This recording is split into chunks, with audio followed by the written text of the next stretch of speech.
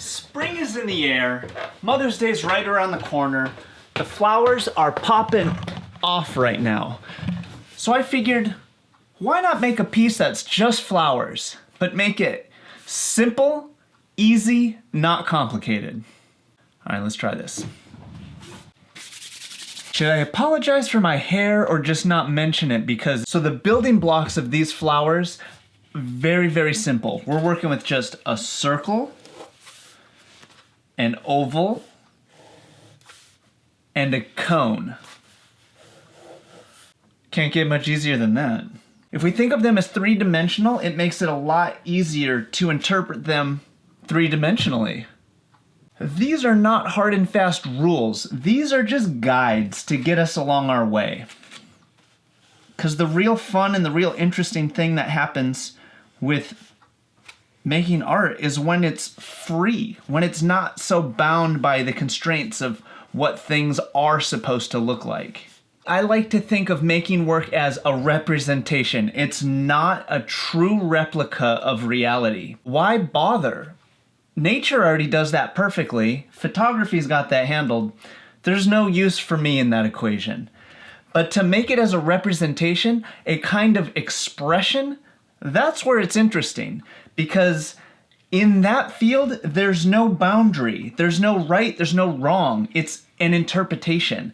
So we're free to make it however it comes out of us. And that, I think, is the place where interesting things can happen. And it also makes it a lot more fun.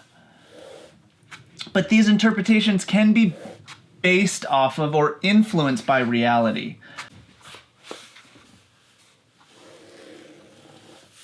So a circle.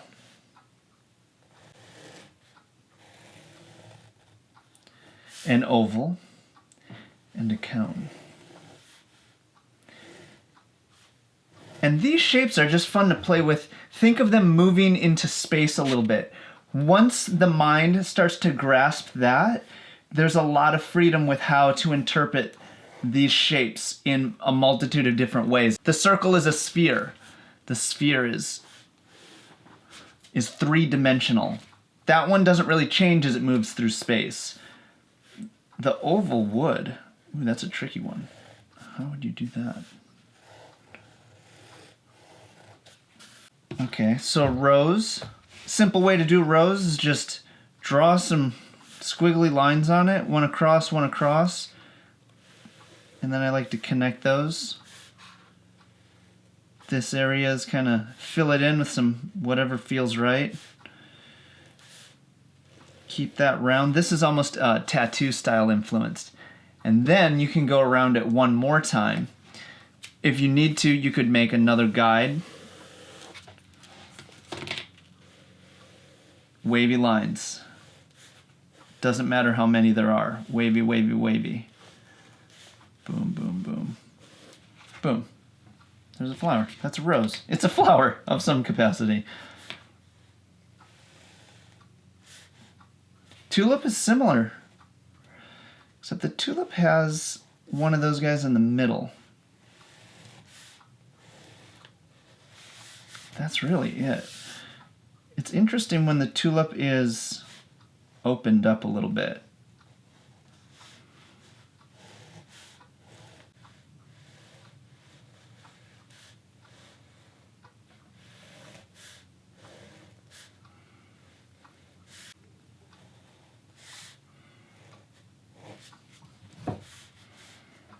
Daisy, I don't know, maybe wavy lines around it.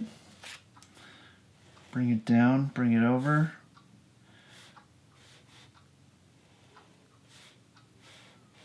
Bring some radiation, some radiant beauty.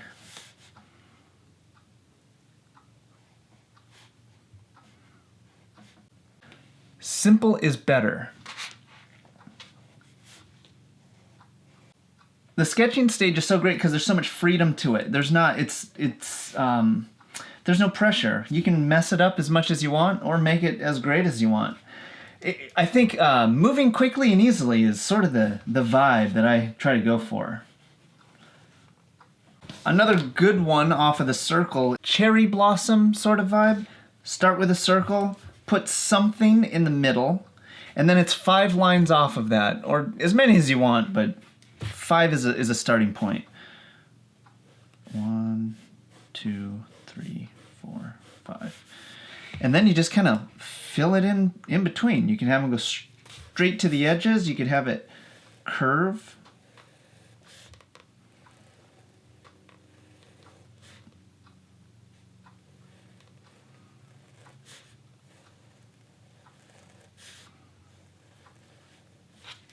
There's a flower.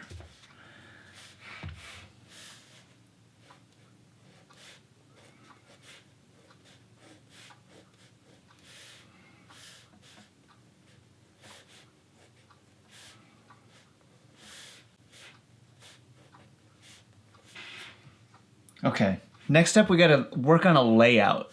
I feel like we've got enough here to do a few different flowers. I'm gonna stick with 3 to just keep it plain and simple.